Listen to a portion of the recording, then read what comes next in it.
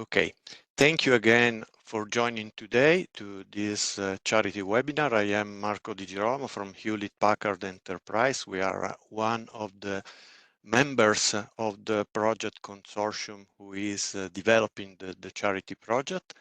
Just a few slides for introduction to today's event.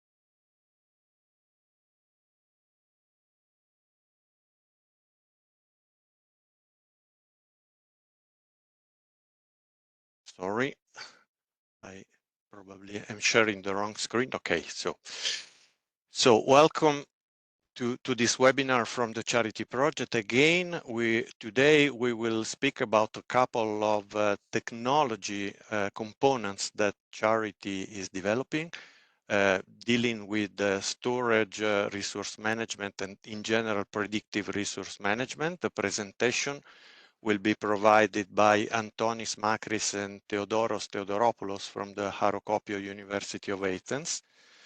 So the agenda is very simple, just a few words to introduce charity and the topic of today, and then I will leave the floor to Antonis and Theodoros, and then we will have some room for questions at the end.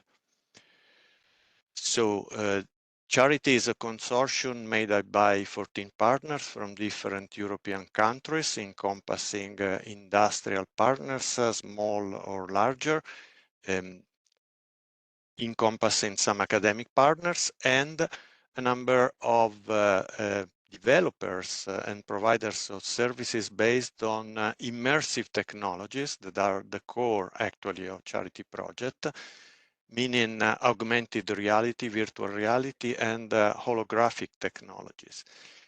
Actually, the use cases that Charity is starting from are exactly this kind of immersive applications like holographic concepts or concerts or meetings, or a holographic personal assistant application based on virtual reality like medical training for surgeons, or experiences for tour creation, or collaborative gaming and operations, flight operations training using mixed reality.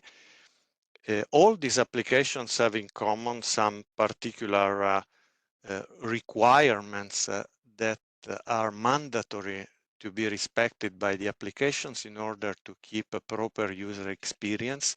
For instance, to have constantly and high speed of response to avoid compromising the experience of the user with the application.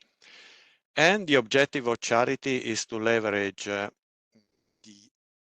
autonomous orchestration of resources in the continuum cloud to edge, unifying these different kinds of infrastructure to obtain at any moment the optimal deployment of the microservice components of these advanced immersive applications, especially the optimal placement of the most critical components in terms of latency and user experience. Also, Charity is going to provide an end-to-end lifecycle management for these applications, keeping ready to optimize the application deployment and placement whenever the user experience is or might soon be compromised, and also is providing tools to who is developing and deploying such immersive applications and services, offering them an environment to more easily define, build up, and declare to the Charity platform their applications in a way that can be easily turned into material instantiation whenever it's needed. The Charity architecture is reported here on the right. We're not talking about extensively about the Charity architecture. Is done by basically three different domains. A domain where we manage this heterogeneous continuum cloud to edge infrastructure, a domain where we define and prepare the applications to be deployed and executed in such domain, and a layer where we encapsulate the lifecycle management services and utilities. And today we are going to present a couple of advanced technology development that Charity is carrying on.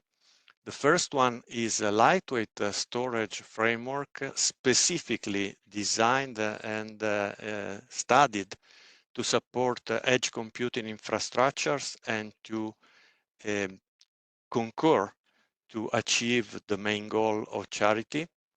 And the second one is a mechanism for predict resource usage in a way that allows and enables Charity to better keep constantly in every moment the optimal status and optimal deployment of the managed applications. So I don't take any more room and I leave the floor to Theodoros, to Antonis for Okay, thank you very much, Marco, and thank you all for joining today. Let me share my screen.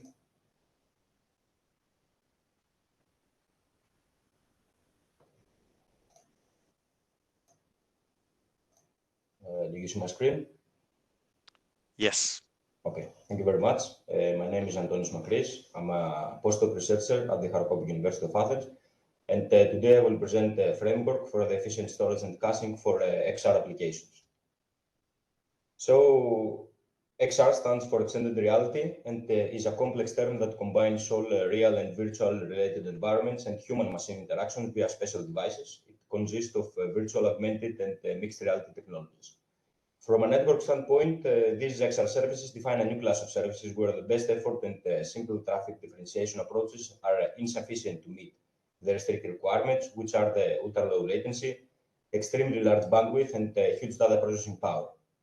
So to enable a user satisfactory experience, the requirements for the computing platform, but also its underlying network, can be considered extreme and far from what we can be attainable today. In Charity, in this project, we try to leverage the benefits, as Marco said, of intelligent autonomous orchestration of cloud edge and network resources in order to create a symbiotic relationship between low latency and high latency infrastructures that will facilitate the needs of these emerging applications. In recent years, the IoT applications are becoming increasingly popular. As a result, more domains are employing vast quantities of interconnected smart devices, creating complex edge networks that are exchanging increasing amounts of data bigger than their limited resources can handle. As an example, according to Cisco, there will be almost 30 billion devices connected to the network by the end of this year. So the current cloud infrastructure cannot support these vast IoT networks due to the distance of these devices from the cloud servers, which adds processing and network overheads, resulting in overall performance degradation. In recent years, the edge computing has attracted a lot of attention, both from industry and academia, and considered as a key enabler for addressing the increasingly strict requirements of these next-generation applications. Contrary to the traditionally centralized cloud computing, in edge computing, the computational resources are placed close to the end users into the so-called edge. Among many others, this has the benefit of reducing the latency times.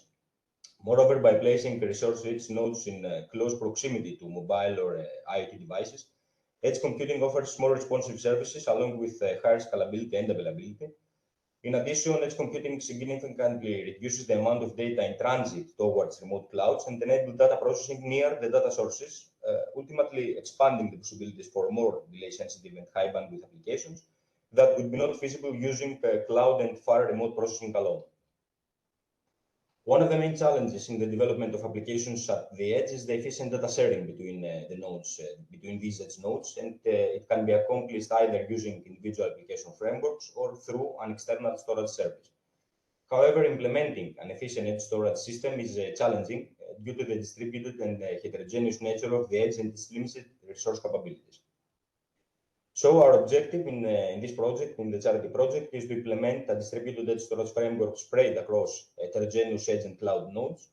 with some intelligent decision about data placement, data caching, consideration on performance and security, emphasizing on the resolution of the problem of data distribution and offloading based on the charity's application requirements, based on the requirements of the use cases. These general requirements are the low data retrieval latency and high bandwidth, high availability, high integrity, to have persistent volumes for the application components, to deal with the possible lack of storage resources at the edge, to support rapid application component deployment, to automatically restart, replace unresponsive components, to support high heterogeneity, and to provide edge cloud server pool isolation. So we need to implement an efficient edge storage framework. And this system needs to overcome some challenges like the coordination of unreliable devices and network in the edge, hardware and software incompatibilities that arise due to the plethora of the different devices, because we're in an edge infrastructure, so we can have some Raspberry Pis, microcomputers, and so on. The integration of the different data storage format and data types, limited resources of the edge devices, security and privacy concerns, and of course, the quality of experience insurance. So our research revolves around some decisions we need to take in order to create an efficient storage solution. And these decisions are about the storage type, the storage system, and the system architecture. Here you can see a high-level architecture of the storage component with the interconnections between the sub-modules. As you can see here in this example, we have a 3-node cluster. The proposed module employs the Kubernetes for automatic deployment, scaling, and management of these containerized applications. More specifically, we use a lightweight Kubernetes distribution built for IoT and edge computing, which is called K3s. As a storage solution, we use an open source framework created by IBM called MinIO. MinIO is an inherently decentralized TPP solution, which is designed to be cloud native and can run as lightweight containers managed by an external orchestrator like Kubernetes. It also supports a hierarchical structure in order to form federation of clusters. So it's in fact an object storage over a block storage. So it's a combination of these two systems, preserving the lightweight distributed nature of the block storage while providing the plethora of metadata and easy usage of the object storage. In general, the MinIO platform is designed to deliver the high-performance object storage that is required by modern big data applications. In addition, we use Prometheus, which is responsible for the collection of monitoring data about the real-time performance of the nodes and the component as a whole. And finally, we also use the Kubernetes Dataset Lifecycle Framework, provided also by IBM, on top of MinIO, allowing the edge storage component to be used as a mountable virtual disk drive. A detailed description of the Kubernetes Dataset Lifecycle Framework will be presented in the following slides. And as you can see here in this example, we have a Kubernetes master, which is actually the storage controller, the storage UI access point, and the Prometheus master for this specific cluster. While it's not connected to the Kubernetes cluster, has the potential of becoming a storage worker for this cluster and for the charity ecosystem. As a node, we define a Kubernetes node, which can be a PC, a laptop, an IoT device, or any other compatible devices. And as you can see here, we have 2 Raspberry Pis that act as the storage node. And here you can see the bigger pictures. Of course, we can have multiple clouds, and then in each cloud, we install our storage solution. One of the main aspects that I mentioned before is that we want to use some persistent volumes for the application components, and we achieve this using the dynamic volume provisioning that is offered from Kubernetes. This dynamic volume provisioning allows storage volumes to be created on demand.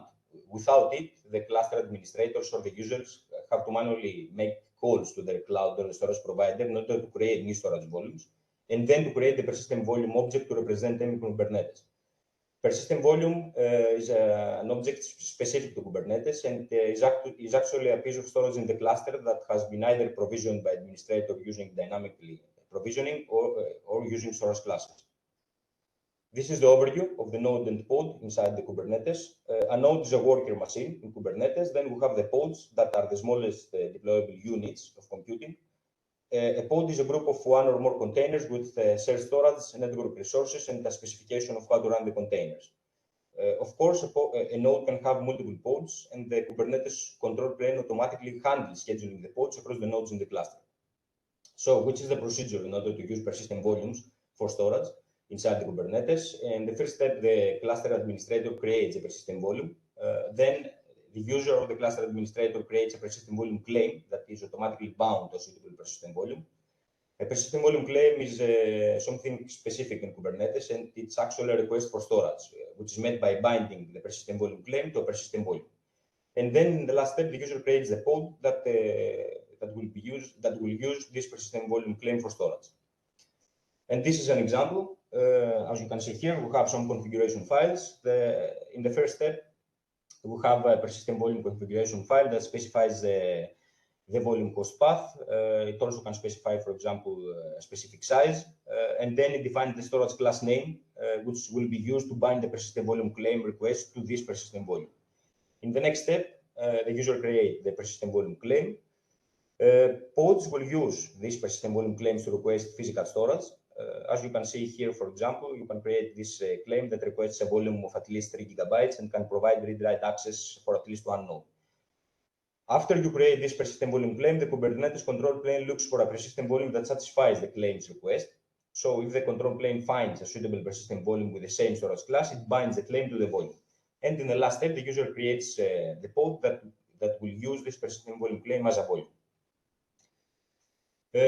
So this is the dynamic volume provisioning of Kubernetes, and it can be achieved using the storage classes. A storage class provides a way for the administrators to describe the classes of storage they offer. We can define multiple storage classes. This design allows the cluster administrators to define and expose multiple flavors of storage within a cluster, each with a custom set of parameters. When you define a storage class in Kubernetes, you have to define some fields, which are the provisioners, the parameters, and the reclaim policy. The most important of them is the provisioner and the parameters. So the provisioner. Each storage class has a provisioner that determines what volume plugin is used for provisioning the persistent volumes. As you can see here in this example, I have a table from the official Kubernetes documentation. For example, you can have AWS, Azure File, Azure Disk, Ceph, Cinder, and so on and so forth. In the next step, the cluster administrator or the user have to define some parameters that are specific for this storage class. Different parameters may be accepted depending on the provisioner, of course, as you can see here in these two examples. For example, if you have AWS EBS, you have to define some parameters like the type, the IO per gigabyte, and things like that. Then if you have a clusterFS, you have to define different parameters.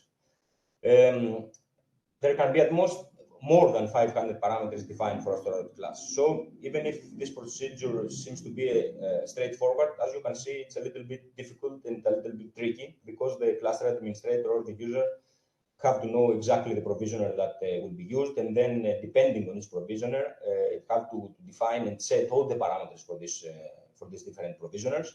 And if you have, for example, 10 different clusters that use AWS, the other clusterFS, OpenStack, and things like that, the users have to do manually all of this, have to do manually set the provisioners and then the parameters of each cluster. So as you can see, it's a little bit tricky and requires a lot of hands-on. Also, other bottlenecks is that containerization makes it more difficult for the workloads to access the shared file systems.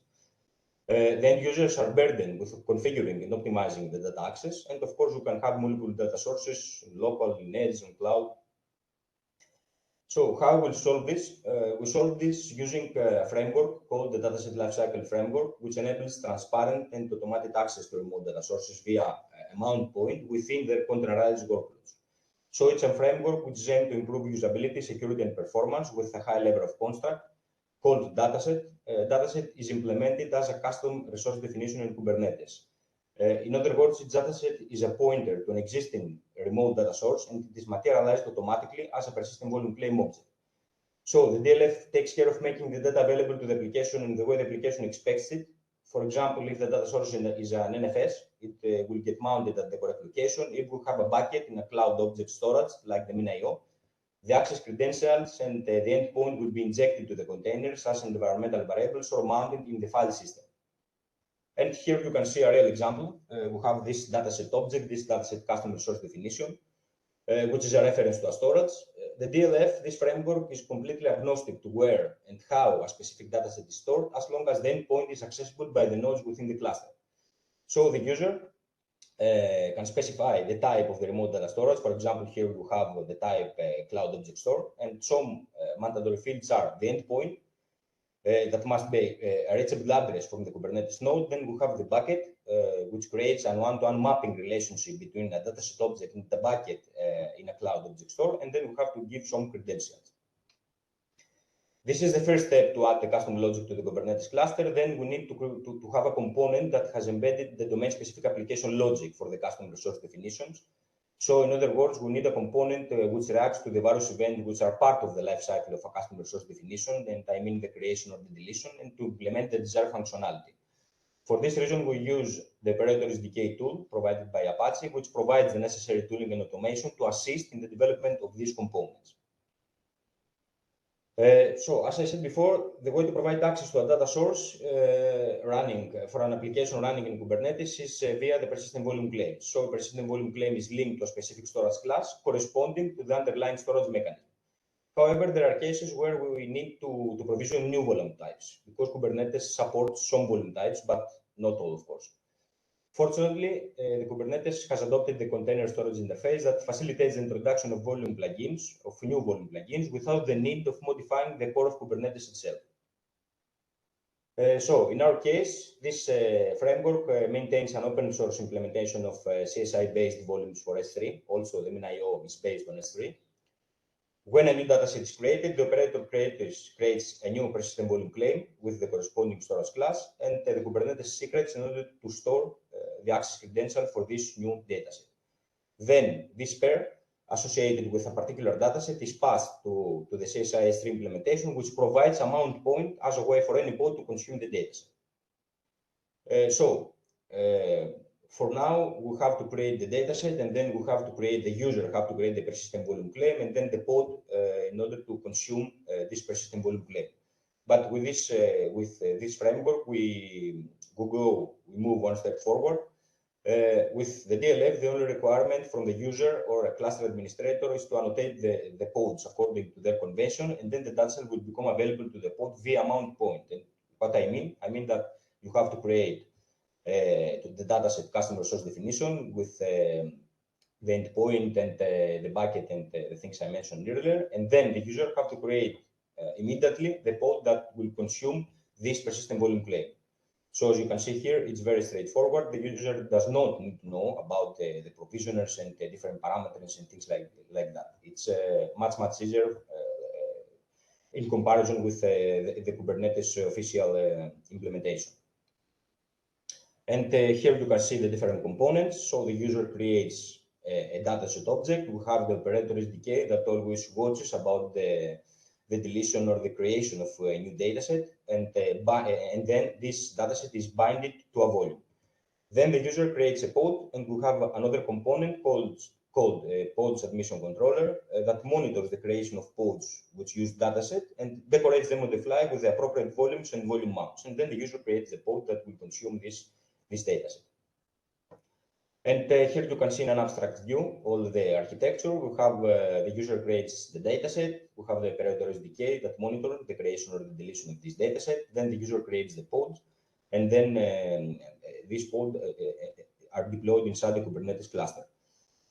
In this example, we have three datasets, as you can see here. For example, we have dataset 1, which bind with an Amazon S3 bucket on the cloud. Then we have dataset 2, which bind to another object storage solution in the cloud. And then we have dataset 3 that binds with, for example, with the MinIO in the edge. And by using this dataset lifecycle framework, transparently, this links pods with target data sources by exploiting the dataset abstraction. So the containerized pipelines can now access cloud-native data stores via DLF from various sources via various protocols. So to conclude with this framework provides a high-level construct based on container storage interface of Kubernetes. It creates a dataset custom resource definition to describe the remote data storage, and then it uses a dataset operator to manage the lifecycle of this custom resource definition. The corresponding persistent volume claims are created to present the cloud object store to the container in pods such that application can access the remote data directly. In addition, another component called the pods admission controller injects the mount pods into pods via custom annotation dynamically. We have file sharing and live syncing, real-time connection of S3 storage and Kubernetes persistent volume claims, and file system support with shared mounting. Our initial thought to do this is that we feel that for the non-experienced Kubernetes users, it might be a high barrier for them to install, maintain, configure the data access, and to gain access to the remote data sources on their pods. So by using this framework, it includes the necessary logic to map datasets into persistent volume claims, which user can reference in their pods, letting them focus on the workload development itself and not on configuring, mounting, or tuning the data access. We have used a set of Bash and YAML scripts for the configuration, installation, and the deployment. So we have a semi-automatic deployment that forms complex pipelines that in most of the cases are performed manually by the administrators. We have exploited also the Kubernetes node selection and node affinity functionalities from Kubernetes, where we can either force the deployment operator to deploy the main IO servers on specific nodes or to suggest a set of criteria that the deployment operator should use to rate the nodes and pick the best one for the deployment. And in addition, the offloading can be achieved by ordering more instances of the main IO workers to be deployed in cluster in real time. And the other part is the other subcomponent inside this storage framework is the localized Docker registries that we use. The seamless delivery of extra application on resource-constrained edge devices poses, of course, unique challenges due to the limited network bandwidth, latency constraints, and intermittent connectivity. Additionally, the size of the extra application images is often significant, and downloading these images from remote repositories can put a burden on the limited network bandwidth and can introduce significant latency. So in order to address these challenges, we leverage the localized Docker registries. A localized registry serves as a local cache on container images, enabling the edge nodes to retrieve these images from nearby storage instead of fetching them over the network. So by deploying a localized registry at the edge nodes, the burden of downloading these large application images from remote repositories can be alleviated. This results in faster and more efficient application deployment, as well as significantly lower latency. And of course, this is crucial for meeting the stringent latency constraints of extra applications, ensuring smoother and more responsive user experiences. So we implement a localized Docker registry inside this framework as a subcomponent. It uses the edge storage component as its file storage backend. It employs Kubernetes containerization in order to provide its services. Of course, this functionality acts as a proactive caching mechanism by limiting the remote network download delays and the network traffic. And also creates a set of secrets that allows a secure communication between the registry and the clients using the HTTPS protocol and the basic authentication scheme. So this is an example. When you install and deploy this subcomponent, you can connect to this local registry with Docker login. Then you can push an image or pull an image with simple Docker commands, as we know from the Docker Hub. Also, there is some APIs where you can see the application images that lies inside a specific cluster. And the most important part, as you can see here, is that you can create a pod and then you can pull with a YAML file, you can pull an image from this local registry within the pod instantly. This is the graphical user interface of our component. You can install it, then you can have you can connect it with Prometheus, and you can see some metrics about the buckets, the objects, the servers, and things like that. Also, this component that we have implemented comes with the Kubernetes dashboard, where you have a better view of your Kubernetes-based stuff, let's say, for the jobs, for the pods, replica sets, and things like that. So this is an open source, we have an open source repository. So this is an open source, let's say, framework. We have created a GitHub page, also have added a QR code here. So if you want to have a look and I don't know, if you want to suggest something or you want to talk about it, or if you want to be a contributor, we will be happy. So that's all from me. Thank you very much. If you have any questions, I will be happy to answer them.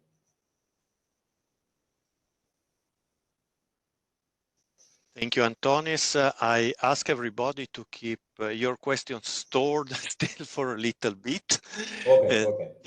Just after the second presentation, we will have room for questions. So Antonis showed us how Charity is providing storage mechanisms avoiding to create problems to applications with stringent requirements, and instead helping them to keep their performance requirements. But Charity also has the goal to innovate on the predictive way to handle the workload execution in this continuum edge to cloud infrastructure. So this is part of the presentation that now Theodoros is offering to us, showing how we can make some predictive management of the resources to also help us keeping more and more the highest possible quality of experience. Please, Theodoros, the floor is yours. Hello, everyone. Thank you for joining us. Let me share my slides. Okay, can you all see my screen? Yes, we can.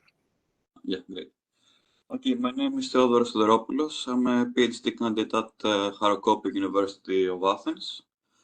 I'm working in Charity as a leader for the Task 2.2, and I'm heavily involved in the construction of proactive close control loops, which one of them I will be showcasing today during this presentation. Okay, so why is it important to conduct accurate resource usage predictions? Resource usage predictions is of paramount importance in the context of conducting horizontal scaling of the available computational resources. Now, by computational resources, one may refer to traditional virtual machines or more contemporary Kubernetes pods. All of the solutions that I will be presenting today are agnostic in terms of the underlying type of computational resources. And also, the proposed solutions that I will be showcasing can be leveraged in order to provide, among others, reduced latency and advanced fault tolerance. Here is an extremely high-level figure that presents the very basic pipeline of proactive horizontal scaling. There is an infrastructure. In other words, a pool of computational resources, which, as we discussed, could be virtual machines or pods or whatever, which at every single moment in time, there is a particular resource usage. By leveraging a monitoring agent, which in the case of Charity is Prometheus, we can monitor the ongoing resource usage. Resource usage may correspond to various metrics such as CPU, bandwidth, RAM, GPU. We have considered most of them in our experiments. Then the prediction model is in charge of conducting an accurate prediction regarding a specific metric, which is then the prediction is then handled by the orchestrator entity, most notably Kubernetes, which then in turn conducts horizontal autoscaling, which means acquiring or deallocating computational resources based on the ongoing requirements. So, but each resource usage prediction use case is associated with a plethora of intricacies that need to be taken into consideration. To that end, we proposed the following taxonomy. The first differentiation in terms of the proposed models is in regards to whether they are local or global. What I mean by that, we could have a single model that conducts resource usage prediction for the entire infrastructure. Or we could have a dedicated model for each unit, as we may define it, of computational resources. Usually there's a trade-off, as you can imagine. When we're trying to use a singular prediction model for the entirety of the infrastructure, it usually comes at the cost of relatively reduced accuracy. The second differentiation is in regards to how many steps ahead we try to forecast. All of the proposed solutions that will be presented can be applied both locally and globally, and in terms of conducting multi-step and single-step forecasting. The third one is in terms of how many variables, or in otherwise, in our case, how many resource usage metrics such as CPU, RAM, bandwidth, and GPU we take into consideration each time we conduct a prediction. And the last but not least is it's the range of the associated deployment type of each unit of computational resources. As discussed before, the term computational resources may refer to either virtual machines or Kubernetes pods. These two have very different associated deployment times. For instance, in case of Kubernetes pods, it almost happens immediately. It's a matter of a few seconds in most cases. While in case of virtual machines, we have examined scenarios that it may take up to several minutes. As you may imagine, it's the longer it takes for a piece of computational resource to be deployed, the more dire it is for the infrastructure to keep up with the various quality of service requirements, because it's harder for it to adapt on the fly in regards to the various dynamics of resource demand. So to that end, Chardy has developed numerous prediction mechanisms.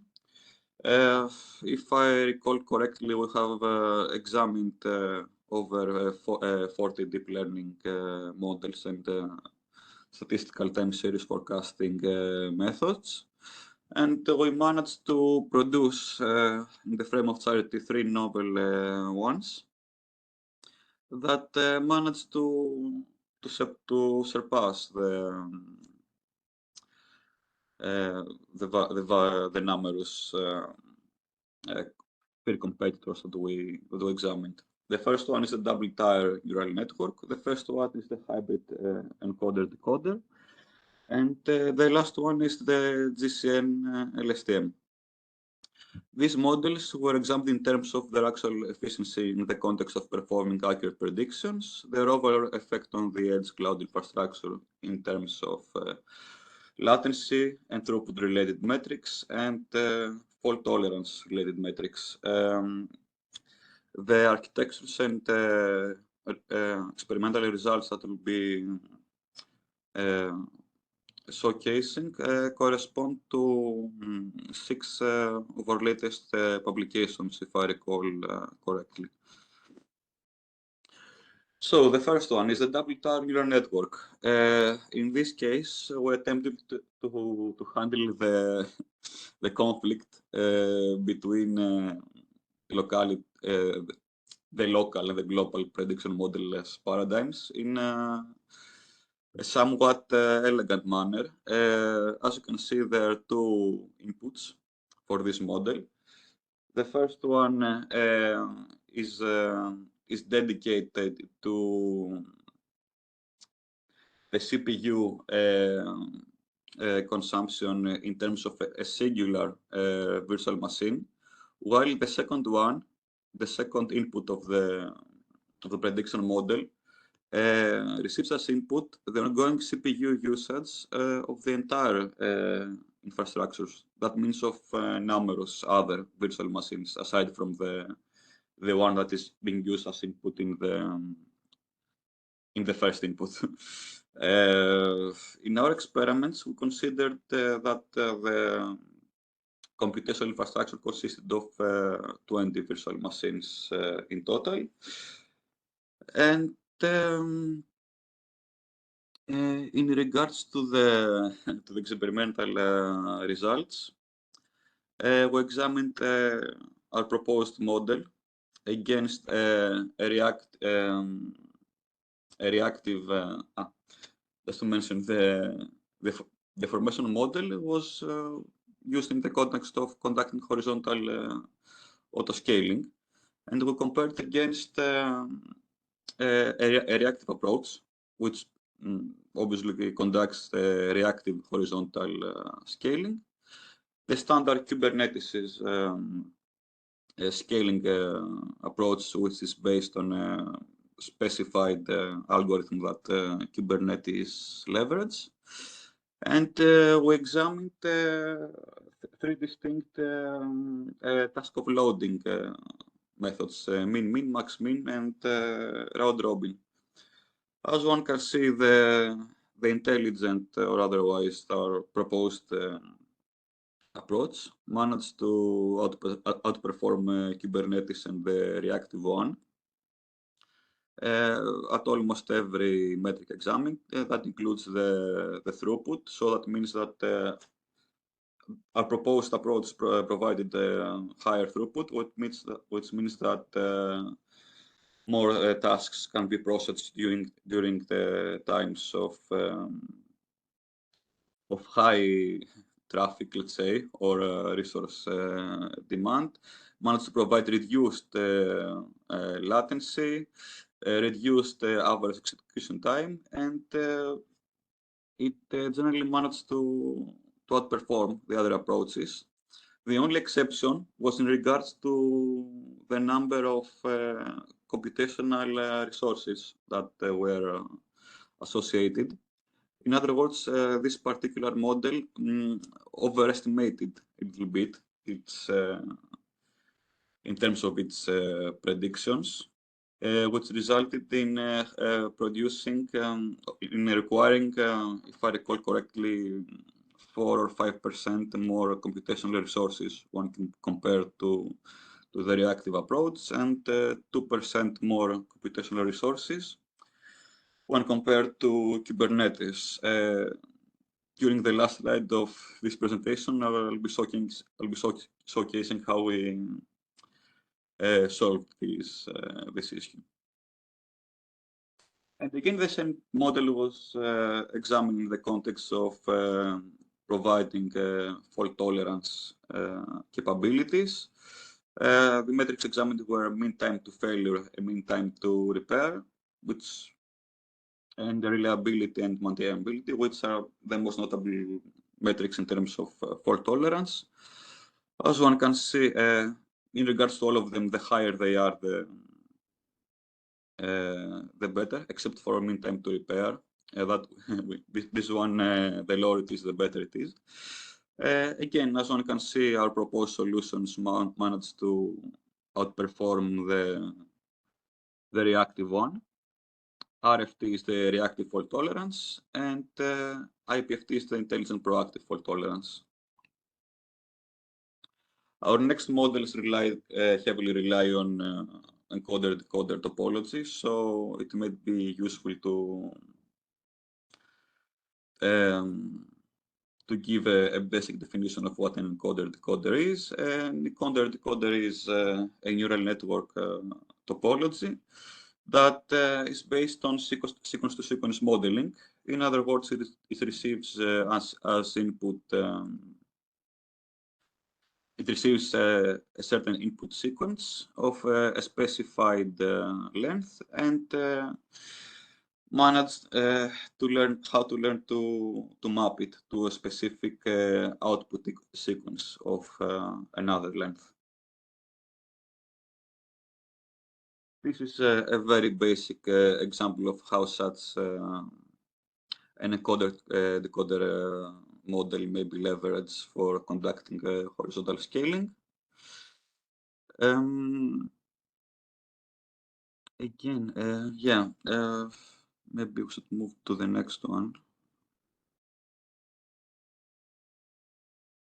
Yeah, okay. The first one of our proposed encoder-decoder models is referred to as the hybrid LSTM, which is based on a novel architectural paradigm that consists of unidirectional and bidirectional LSTM layers.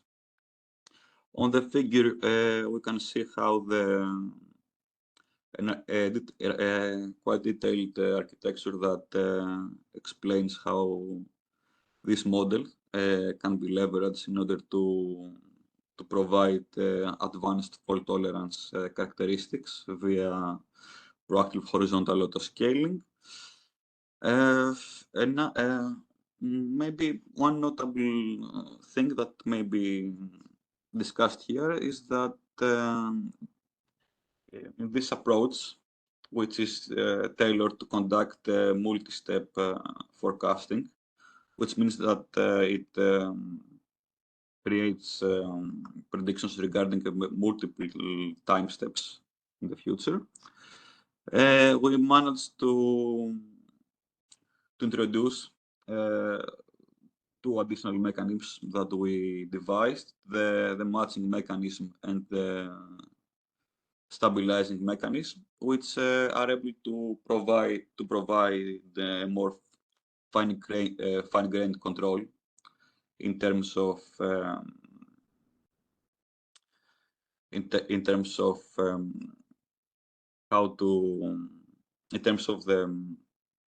time frames at which horizontal scaling takes place. As one can see, our proposed solution, PAPAFT, managed to outperform once again the standard reactive one in terms of providing fault tolerance across various metrics. If I recall correctly, in this one, the underlying resource usage was 2% higher for the proactive approach when compared against the reactive approach, which again is the only drawback. And our latest model is referred to as the GCN LSTM. It leverages graph convolution neural networks and is based on the encoder-decoder paradigm. As you can see in the figure, it consists of 3 layers. The first one is a graph convolution layer. In our case, we leverage a correlation matrix between the various resource usage metrics that we examined. In this particular experiment, we included the CPU memory and input-output. And in order to formulate the graph structure in terms of conducting graph convolution, we leverage the aforementioned correlation matrix, and which produces a representation of the graph, which is then passed through an LSTM layer. So in other words, the graph convolution layer encapsulates the structural dependencies of the input sequence, while the LSTM layer encapsulates the temporal correlations that are inherent. We first examined the proposed model in terms of accuracy predictions against other notable prediction models, including the aforementioned hybrid LSTM encoder-decoder. And as one can see, the proposed solutions managed to outperform the rest of them. And also we examined the GCN LSTM in a proactive horizontal autoscaling scenario, which provided the following results against a reactive approach, which, as one can see, it once again managed to outperform the reactive approach. This time, we were getting closer. The resource consumption in our case was, in this particular case, was 1% higher in the case of the proactive approach when compared against the reactive approach. And here we come to how we finally managed to mitigate the aforementioned issue of higher resource consumption. We refer to the specific architectural paradigm as GreenCube, which means greener Kubernetes. It's once again based on the GCN LSTM model that we mentioned earlier. We examined the specific model in terms of its ability to conduct proactive horizontal autoscaling. And it managed to not only provide better results when compared against the standard Kubernetes scaling approaches, to provide better results in terms of latency, of reduced latency and execution time, but it also managed to provide reduced resource consumption at the same time. Yeah, I think that's pretty much it. Yeah, thank you for your attention. Please, I will be happy to receive any questions you may have. Thank you, Theodoros. So we also learned how Charity is developing its technology to anticipate the quality, the degradation of user experience in the classes of applications it supports through extensive application of deep learning technologies. So now, please feel free to ask your question to Antonis and Theodoros. Take your mic and ask. Thank you.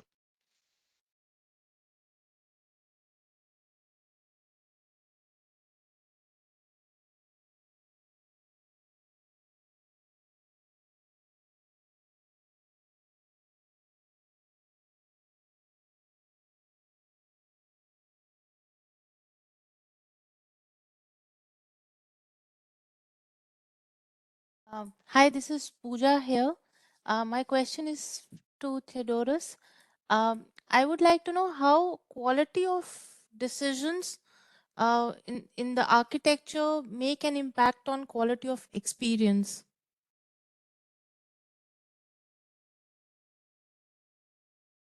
Thank you for your question.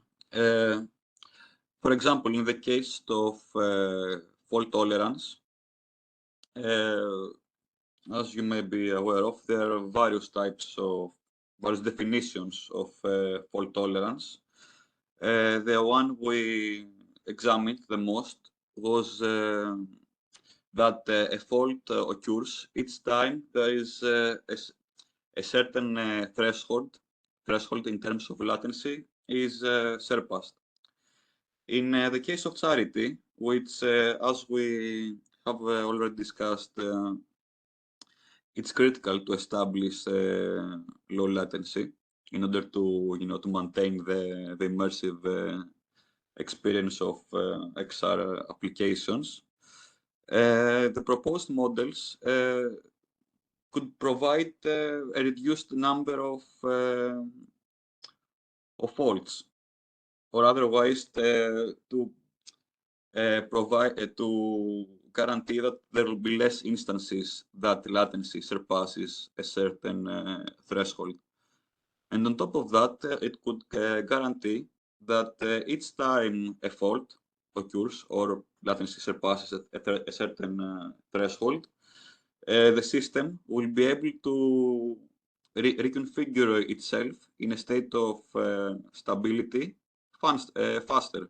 That's what the mean time to repair metric showcases. So yeah, in terms of quality of experience requirements, the incorporation of a prediction model can guarantee that there will be less instances that latency, gets out of hand, surpasses a desired threshold that we need to uphold. Thank you.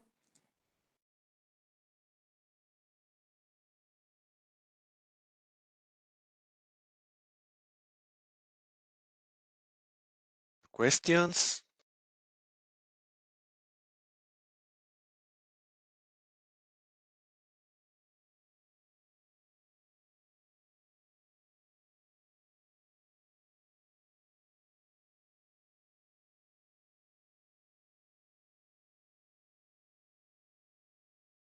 Okay, if there are no other questions from anyone, maybe I have one more.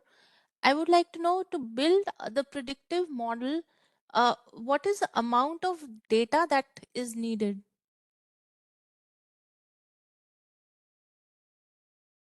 That depends. In some cases, generally speaking, we need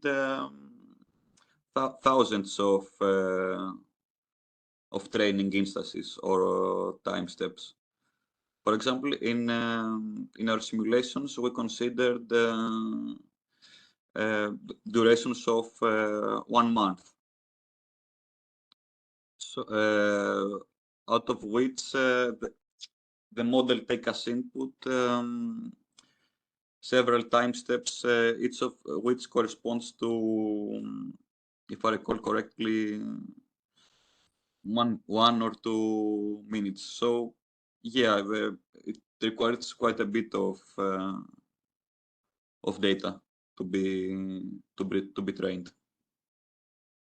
Thank you. Thank you.